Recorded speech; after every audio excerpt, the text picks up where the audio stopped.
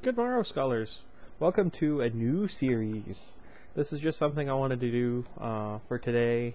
I'm probably going to continue doing this, but I don't know. I haven't really decided the schedule yet. Maybe I can do 3 videos while I'm doing this, since New Moon's going to be ending pretty soon anyhow. But I got a new book in yesterday. Dun dun dun dun dun. I actually do enjoy the Funeral March as a song to listen to, not like Nevermind. Okay, so Five Nights at Freddy's The Silver Eyes by Scott Cawthon and Kira Breed Risley? I don't know. Okay. Oh, quick little fun fact. Scott Cawthon originally wanted this book to be released, I believe it was December 22nd. And it ended up being released almost a week early. Because the Amazon published it much sooner than expected. And so they went ahead and released it without his knowing it. So he was actively trying not to release this book early like he does with every single thing he's ever done. And everyone's joking about how the universe itself is trying to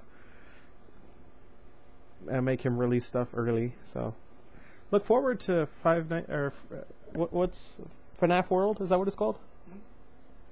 The RPG game. What's it called? Five Nights at Fudge Boys? No, the actual RPG that Scott's making. Is it FNAF World? Yeah, Five Nights at Freddy's World. No, is it Five Nights at Freddy's World or FNAF World? Because they're not the same. I just don't want to tell them the wrong thing. Well, look up one of those things. Anyway, look forward to that. I might be playing that for the channel at some point. Oh, and as soon as I think about it, hopefully after I'm done with Lucius, why don't we try our hands at Undertale, perhaps? Anyway, Chapter 1. He sees me. Charlie dropped to her hands and knees. She was wedged behind a row of arcade games cramped in the crawl space between the consoles and the wall, tangled electrical cords and useless plugs strewn beneath her. She was concerned the only way out past was the thing, and she wasn't fast enough to make it. She could see him stalking back and forth, catching flickers of movement through the gaps between the games. There was scarcely enough room to move, but she tried to crawl backward. Her foot caught in a cord. She stopped, contorting herself carefully to dislodge it.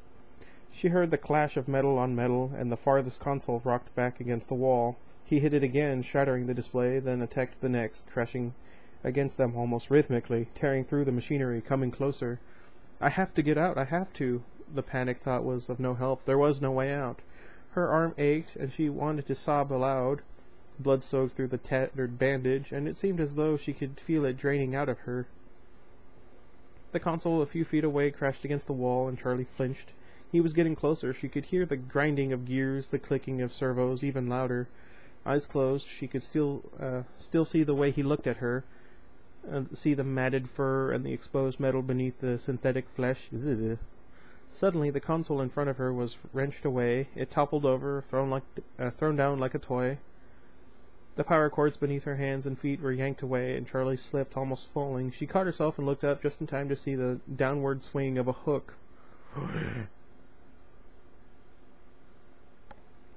Welcome to Hurricane, Utah. Charlie smiled wryly at the sign and kept driving. The world didn't look any different from one side of the sign to the other, but she felt nervous anticipation as she passed it. She didn't recognize anything. Then again, she hadn't really expected to. Not this far at the edge of town where it was all highway and empty space. She wondered what the others would look like, who they were now. 10 years ago, they'd been best friends, and then it happened, and everything ended, at least for Charlie. She hadn't seen any of them since she was 7 years old. She had written all the time, or they had written all the time as kids, especially Marla, who wrote like she talked, fast and incoherent. But as they got older, they had grown apart, the letters had grown fewer and further between, and the conversations leading up to this trip had been perfunctory and full of awkward pauses. Much like me when I read. Charlie repeated their names as though to reassure herself that she still remembered them. Marla, Jessica, Lamar, Carlton, John, and Michael. No! Michael was the reason for this trip, after all. It was 10 years since he died. Oh, okay, never mind, I'm fine. What? Jeez! 10 years since it happened. and now his parents wanted them all together for the dedication ceremony. They wanted all his old friends there when they announced the scholarship they were creating in his name. Charlie knew it was a good thing to do, but the gathering still felt slightly macabre. She shivered and turned down the air conditioning, even though she knew it was not the cold. As she drove into the town center, Charlie began to recognize things. A few stores and the movie theater, which was now advertising the summer's blockbuster hit, Five Nights at Freddy's. She felt a brief moment of surprise and smiled at herself. What did you expect? The whole place would be unchanged? A monument to the moment of your departure, frozen forever in July 1985?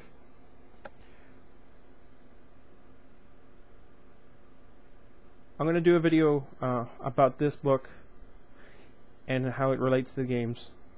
Don't let me forget. Well, that was exactly what she had expected. She looked at her watch, still a few hours to kill before they all met up. She thought about going to the movie, but she knew what she really wanted to do. Charlie made a left turn and headed out of town. 10 minutes later, she pulled to a stop and got out. The house loomed up before her, in its dark outline a wound in the bright blue sky. Charlie leaned against the car, slightly dizzy. She took a moment to steady herself with deep breaths. She had known it would be here. An illicit look through her aunt's bank books a few years before had told her that the mortgage was paid off and that Aunt Jen was still paying property taxes. It had only been 10 years. There was no reason it should have changed at all. Charlie climbed the steps slowly, taking in the peeling paint. The third stair was still a loose board, and the rose bushes had taken over one side of the porch, their thorns biting hungrily into the wood. The door was locked, but Charlie still had her key. She had never actually used it. As she took it from around her neck and slid it into the lock, she remembered her father putting its chain around her neck. In case you ever need it. Well, she needed it now. I mean, that's what I do with my key. The door opened easily, and Charlie looked around. She didn't remember much about the first couple of years here. She had only been 3 years old, and all the memories had faded together, and the blur of a child's grief and loss, not understanding why her mother had to go away, clinging to her father every moment, not trusting the world around her unless he was there, unless she was holding tightly to him, burying herself in his flannel shirts, and the smell of grease and hot metal and him. Is the flannel a reference to Markiplier? Because I really hope it is. The stairs stretched straight up in front of her, but she did not move directly to them. Excuse me. Instead, she went to the living room, where all the furniture was still in place. She had not really noticed it as a child, but the house was a little too large for the furniture they had. Things were spread out too widely in order to fill the space. The coffee table was too far from the couch to reach, the easy chair too far across the room to carry on a conversation. There was a dark stain in the wooden floorboards near the center of the room. Charlie stepped around it quickly and went to the kitchen, where the cupboards held only a few pots, pans, and dishes. Charlie had never felt a lack of anything as a child, but now it seemed that the unnecessary enormity of the house was a sort of apology, the attempt of a man who had lost so much to give his daughter what he could. He'd always had a way of overdoing whatever he did. Wink, wink. Just wait until you find out. I accidentally got spoiled. The last time she was here in this house had been dark and everything felt wrong. She was carried up the stairs to her bedroom, although she was 7 years old and could have gone quicker on her own 2 feet. But Aunt Jen had stopped on the front porch, picked her up, and carried her, shielding her face as though she were a baby in the glaring sun. In her room, Aunt Jen set Charlie down and closed the bedroom door behind them. She had told her to pack her suitcase, and Charlie had cried because all her things could never fit in that small case. "We can come back for the rest later," Aunt Jen said, her impatience leaking through as Charlie hovered indecisively at her dresser, trying to decide which t-shirts to bring along. They had never come back for the rest. Charlie mounted the stairs, heading to her old bedroom. The door was open, and as she opened it, she had a giddy feeling of displacement, as though her younger self might be sitting there among her toys, might look up and ask Charlie, "Who are you?" Charlie went in. Like the rest of the house, her bedroom was untouched. The walls were pale pink, and the ceiling, which sloped dramatically on one side to follow the line of the roof, was painted to match. Her old bed stood against the wall beneath a large window. The mattress was still intact, though the sheets were gone.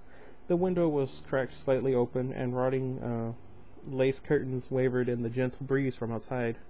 There was a dark water stain in the paint. Beneath the window there was where the weather had gotten in over the years, betraying the house's neglect.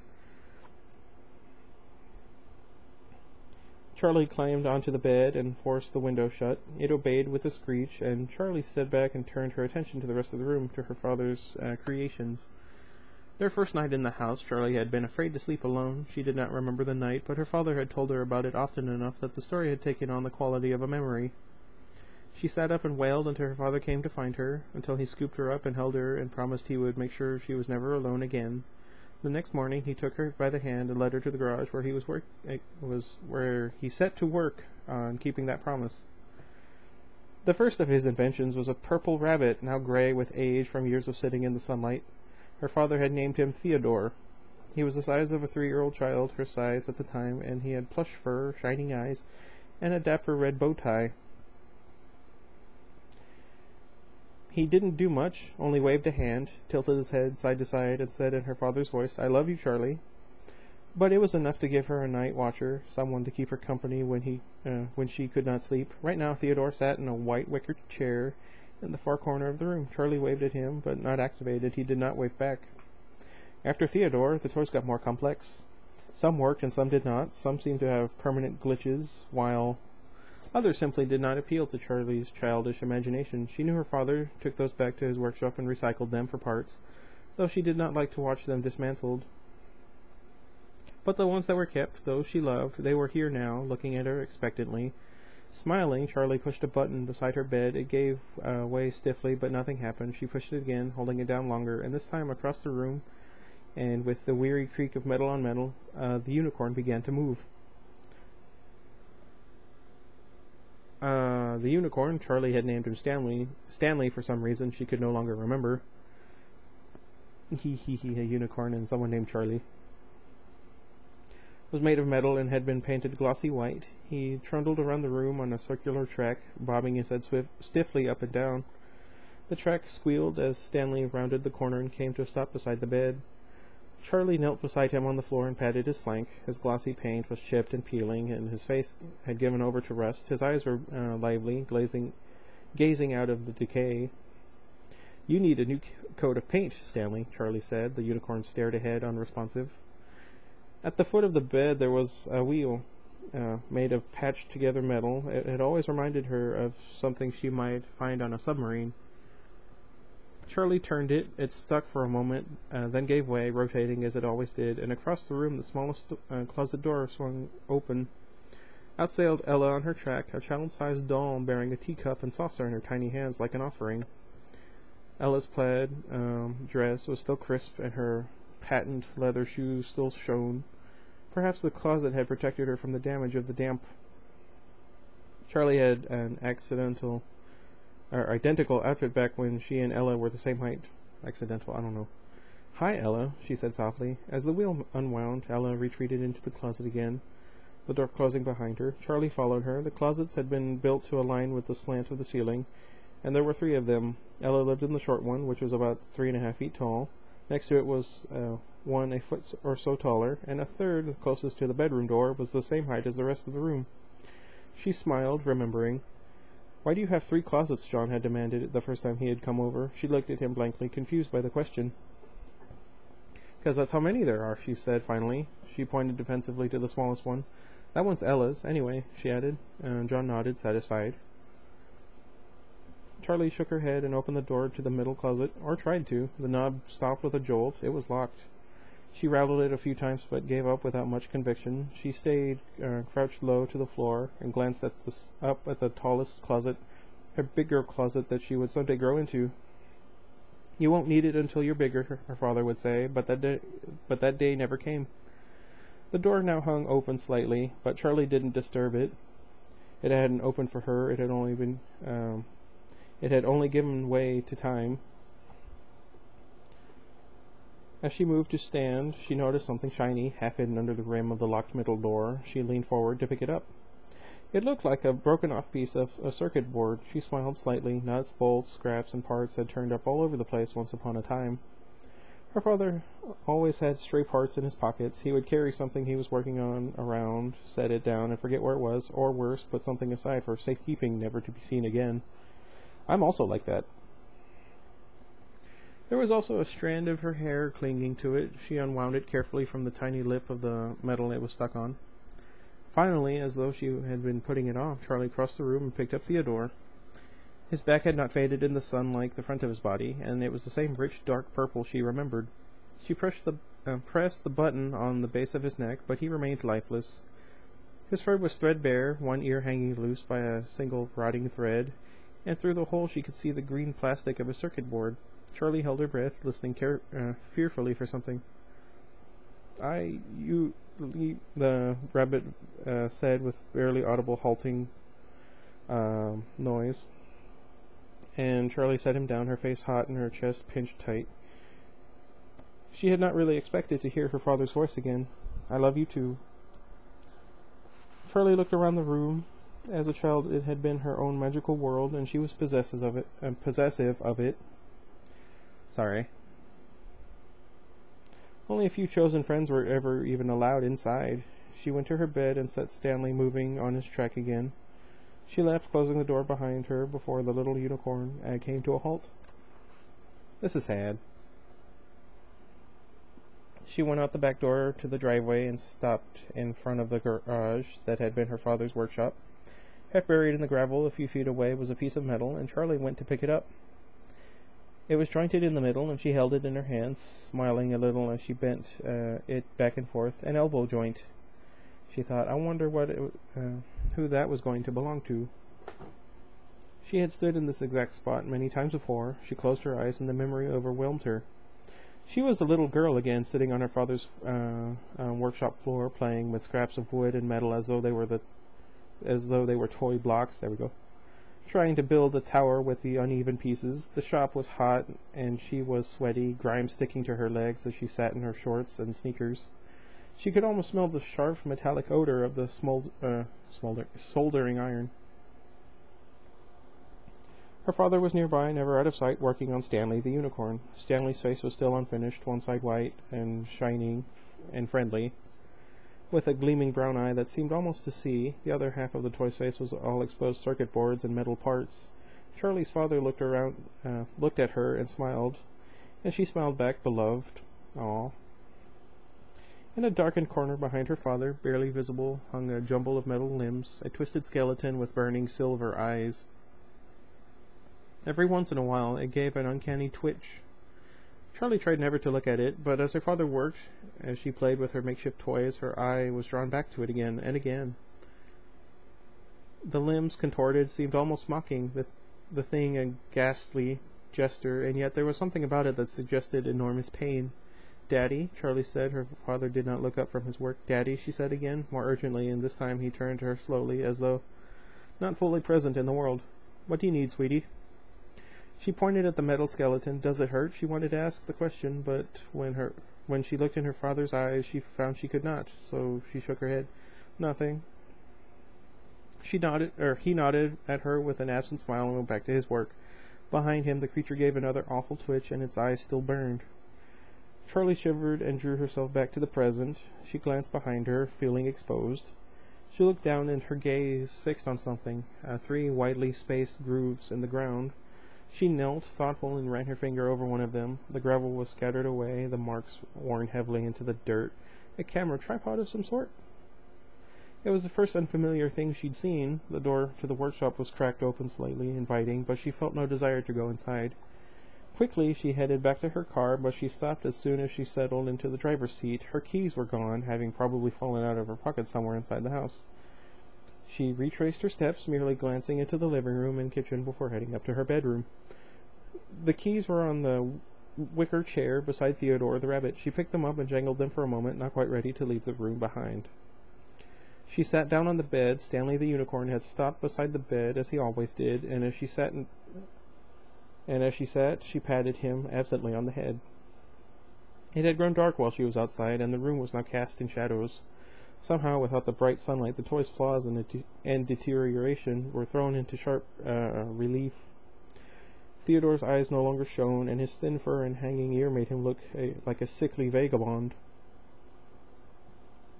When she looked down at Stanley, the rust around his eyes made them look like hollow sockets, and His bared teeth, which she had always thought of as a smile, became the awful knowing grin of a skull.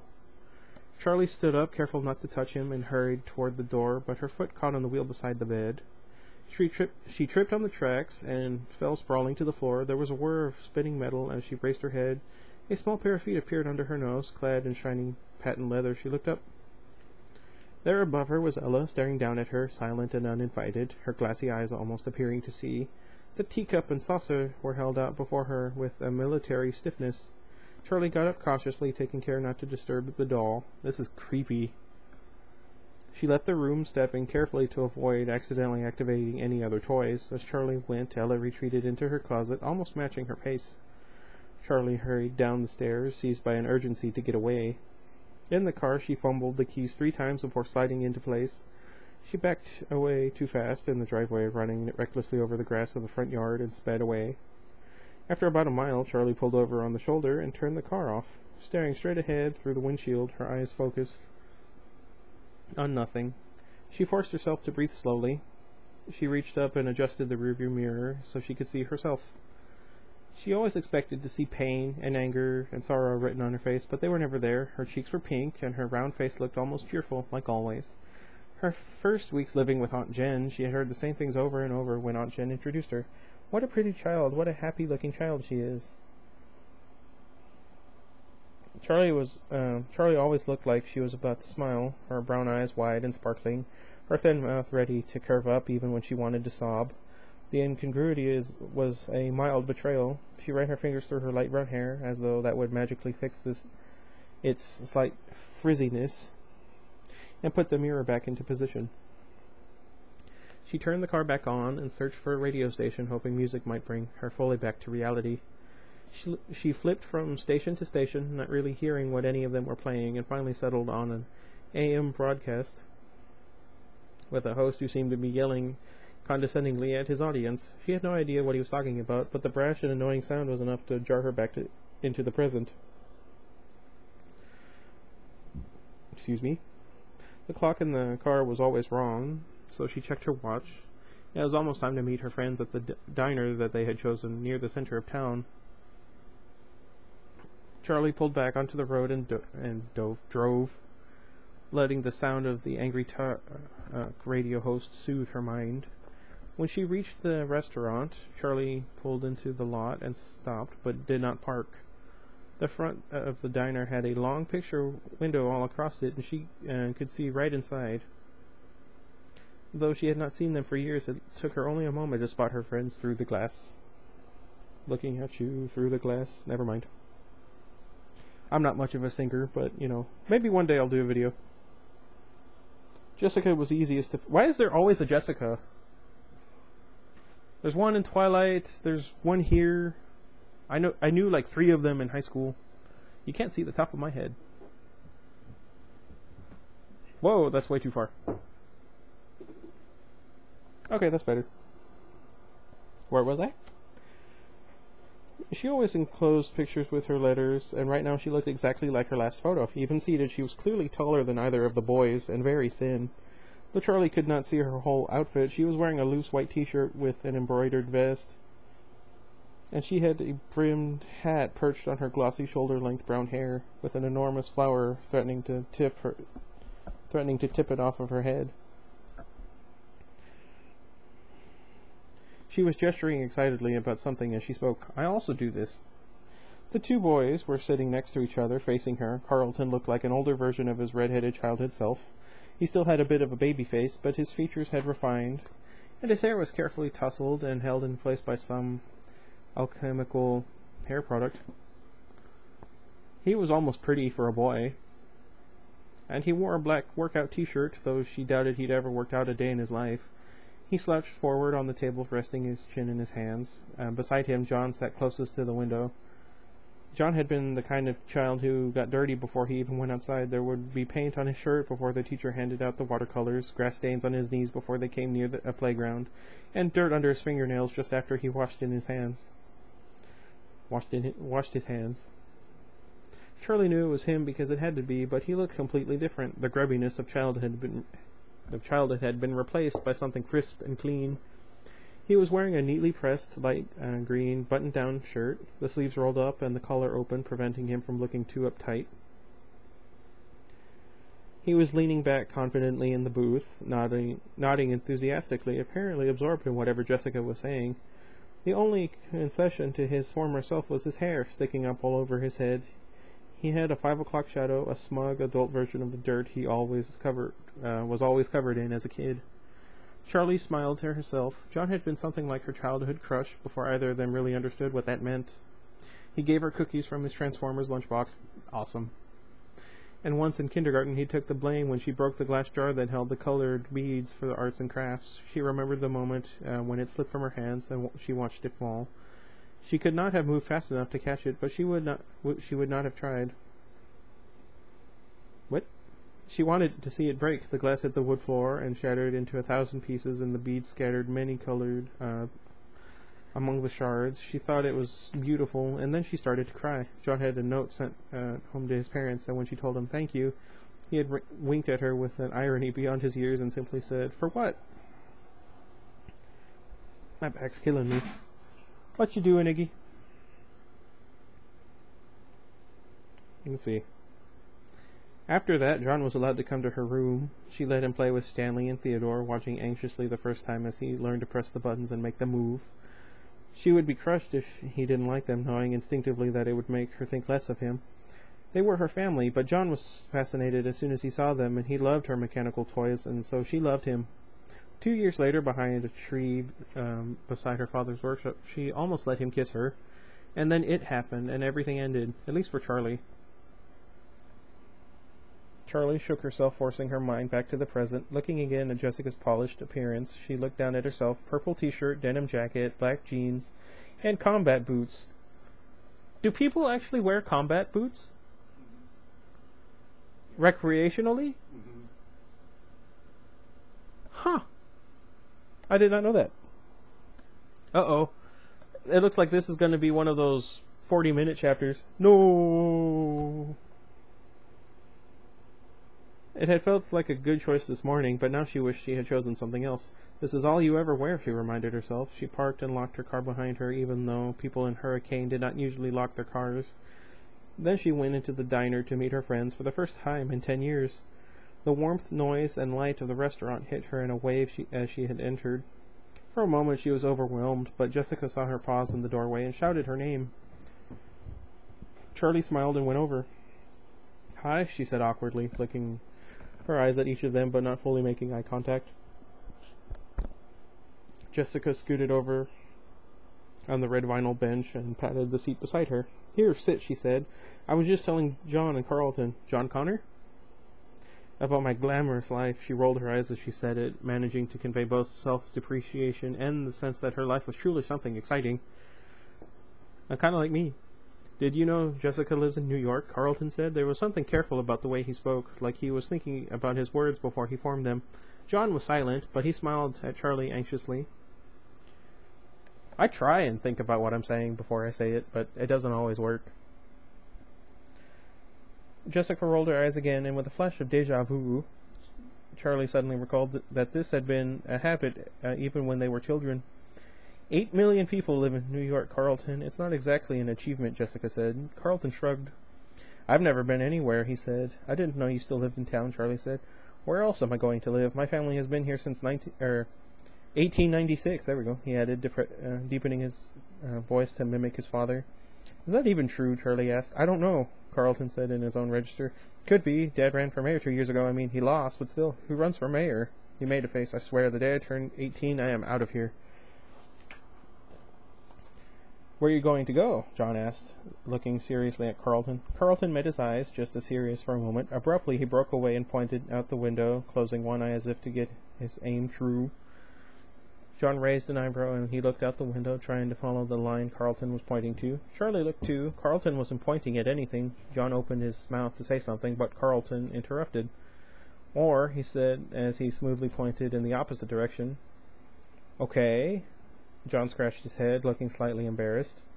"Anywhere, right?" he added with a laugh. Where's everyone else?" Charlie asked, peering out the window and searching for the parking lot for new arrivals. "Tomorrow," John said. "They're coming tomorrow morning," Jessica jumped in to clarify. Marla's bringing her little brother. Can you believe it? Jason? I know a Jason! Charlie smiled. She remembered Jason as a little bundle of blankets, with a tiny red face peeking out. Aw. I mean, who wants a baby around? Jessica adjusted her hat primly.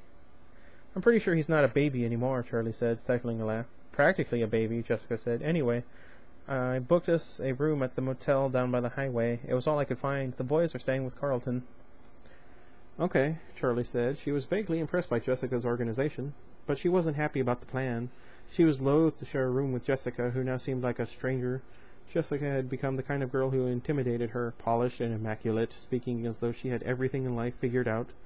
For a moment, Charlie considered going back to her old house for the night, but as soon as she thought it, the idea repelled her. That house that night was no longer the province of the living. Don't be dramatic, she scolded herself. But now John was speaking. He had a way of commanding attention with his voice. Probably because he spoke less often than everyone else. He spent most of his time listening, but not out of reticence. He was gathering, I hope it's information, speaking only when he had the wisdom or sarcasm to dispense. Often it was both at once. Does anyone know what's happening tomorrow? They were all silent for a moment, and the waitress took the opportunity to come over for their order. Charlie flipped quickly through the menu, her eyes not really focusing on the words. Her turn to order came up much faster than she was expecting, and she froze. Eggs, she said at last. The woman's hard expression was still fixed on her, and she realized she had not finished. Scrambled wheat toast, she added, and the woman went away. Charlie looked back down at the menu. She hated this about herself. When she was caught off guard, she seemed to lose all ability to act or process what was going on around her. People were incomprehensible, their demands alien. Ordering dinner shouldn't be hard, she thought. I have this problem too. The others had begun their conversation again, and she turned her attention to them, feeling like she had fallen behind. What to even say to his parents, Jessica was saying. Carlton, do you ever see them? Charlie asked. Not really, he said. Around, I guess, sometimes. I'm surprised they stayed in Hurricane, Jessica said with a note of worldly disapproval in her voice. Charlie said nothing, but she thought, how could they not? His body had never been found. How could they not have secretly hoped he might come home, no matter how impossible they knew it was? How could they leave the only home Michael knew? It would mean really, finally giving up on him. Maybe that was what the scholarship was about, an admission that he was never coming home. Charlie was acutely aware that they were in a public place where talking about Michael felt inappropriate. They were, in a sense, both insiders and outsiders. I like the outsiders. The book and the comic. They had been closer to Michael, probably than anyone in this restaurant, but with the exception of Carlton, they were no longer from Hurricane. They did not belong. She saw the tears falling on her placement. I'm stupid. Before she felt them, and she hurriedly wiped her eyes, looking down, hoping no one had noticed. When she looked up, John appeared to be studying his silverware, but she knew what he had seen. She was grateful to him for not trying to offer comfort. John, do you still write? Charlie asked. John had declared himself an author when they were about 6, having learned to read and write when he was 4, a year ahead of the rest of them. At the age of 7, he completed his first novel and pressed his poorly spelled and inscrutably illustrated creation on his friends and family, demanding reviews. Charlie remembered that she had given him only 2 stars. John laughed at the question. I actually do my E's the right way around these days, he said. I can't believe you remember that. But I do, actually, yeah. He stopped, clearly wanting to say more. What do you write? Carlton obliged, and John looked down at the placemat. What? Oh, that must have been what okay, I got it. I am stupid. Speaking mostly to the table. Short stories, mostly. I actually had one published last year. I mean, it was just a magazine, nothing big. They all made suitable noises of being impressed, and he looked up again, embarrassed but pleased. I'm going to try that. I'm dying. What was the story about? Charlie asked. John hesitated, but before he could speak, or decided not to, the waitress returned with their food. They had all ordered from the breakfast menu, coffee, eggs, and bacon, blueberry pancakes for Carlton. The brightly colored food looked hopeful, like a fresh start to the day. Charlie took a bite of her toast, and they all ate silently for a moment. Hey, Carlton, John said suddenly, whatever happened to Freddy's, anyway? There was a brief hush. Carlton looked nervously at Charlie, and Jessica stared up at the ceiling. John flushed red, and Charlie spoke hastily. It's okay, Carlton. I'd like to know, too. Carlton shrugged, stabbing at his pancakes nervously with his fork. They built over it, he said. What did they build? Is there something else there now? Was it built over or just torn down? John asked. Carlton shrugged again, quick like a nervous tick. Like I said, I don't know. It's too far back from the road to see, and I haven't exactly investigated. It might have been leased to someone, but I don't know what they did. It's been blocked off for years, under construction. You can't even tell if the building is still there. So it could still be there, Jessica asked with a spark of excitement breaking through. Like I said, I don't know, Carlton answered. Charlie felt the diner's fluorescent lights glaring down at her face suddenly too bright. She felt exposed. She had barely eaten, but she found herself rising from the booth, pulling a few crumpled bills from her pocket and dropping them on the table. I'm going outside for a minute, she said. Smoke break, she added hastily. You don't smoke. She chided herself for the clumsy lie as she made her way to the door, jostling past a family of 4 without saying excuse me, and stepped out into the cool evening. She walked to her car and sat on the hood, the metal dented slightly under her weight. Excuse me. She took in breaths of the cool air as if it were water and closed her eyes. You knew it would come up. You knew you would have to talk about it, she reminded herself. She had practiced on the drive here and forced herself to rethink back to the happy memories, to smile and say, remember when? She thought she was prepared for this, but of course she had been wrong. Why else would she have run out of the restaurant like a child? Charlie? She opened her eyes and saw John standing next to her car, holding her jacket out in front of him like it was an offering. You forgot your jacket, he said, and she made herself smile at him. Thanks, she said. She took it and draped it over her shoulders, then slid over on the car's hood for him to sit. Sorry about that, she said. In the dim lights of the parking lot, she could still see him blush to the ears. There we go. He joined her on the car's hood, leaving a deliberate space between them. I haven't learned to think before I talk. I'm sorry. John watched the sky as a plane passed overhead. Charlie smiled, this time unforced. That's okay. I knew it was going to come up. It had to. It sounds stupid, but I never think about it. I don't let myself. No one knows what happened except my aunt, and we never talk about it. Then I come here, and suddenly it's everywhere. I was just surprised, that's all. Uh-oh, John pointed. And Charlie saw Jessica and Carlton hesitating in the door of the diner. She waved them over, and they came. Remember that time at Freddy's when the merry-go-round got stuck and Marla and that mean kid Billy had to keep riding it until the parents plucked them off? Charlie said. John laughed, and the sound made her smile. Their faces were bright red, crying like babies. She covered her face, guilty that it was so funny to her. There was a brief, surprised silence, then Carlton started laughing. Then Marla puked all over him.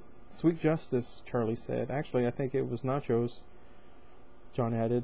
Jessica wrinkled her nose. So gross. I never wrote it again, not after that. Oh, come on, Jessica. They cleaned it, said Carlton. I'm pretty sure kids puked all over the place. Those wet floor signs weren't for nothing. Right, Charlie?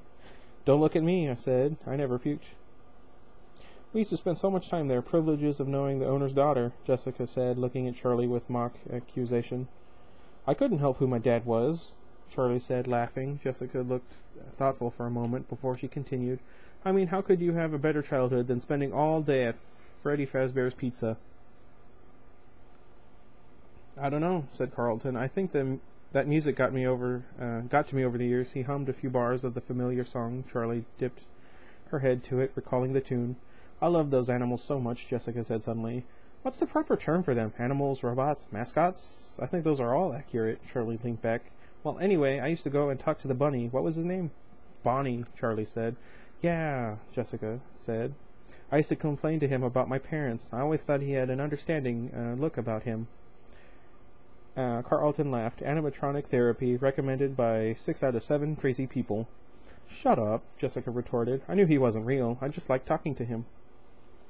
I get that reaction a lot.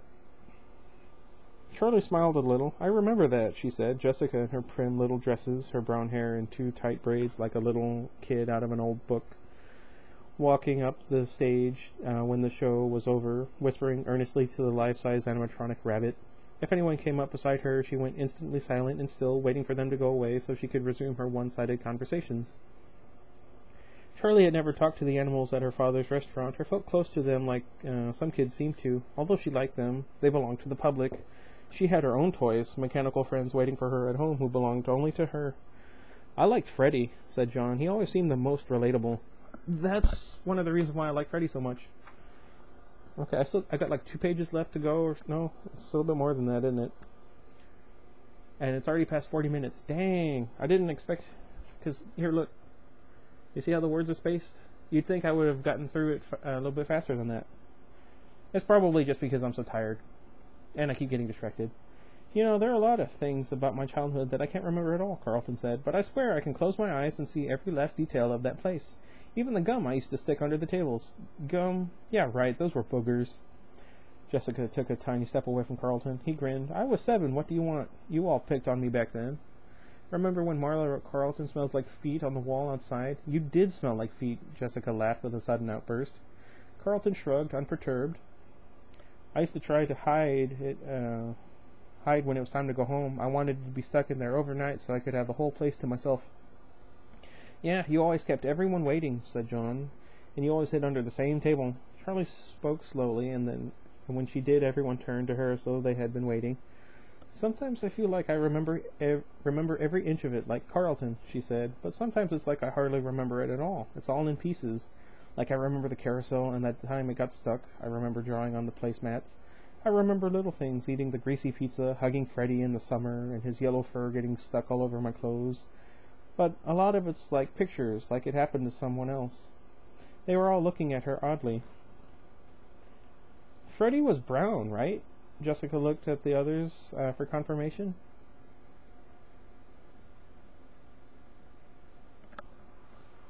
Iggy, do you realize what this means? Sorry, headphone users. I guess you really don't remember it all that well after all, Carlton teased Charlie, and she laughed briefly. Yeah, right, I meant brown. She said brown. Freddy was brown. Of course he was. She could see him in her mind now, but somewhere in the depths of her total recall, there was a flash of something else. Carlton launched into another story, and Charlie tried to turn her attention to him, but there was something disturbing, worrisome about that lapse in memory.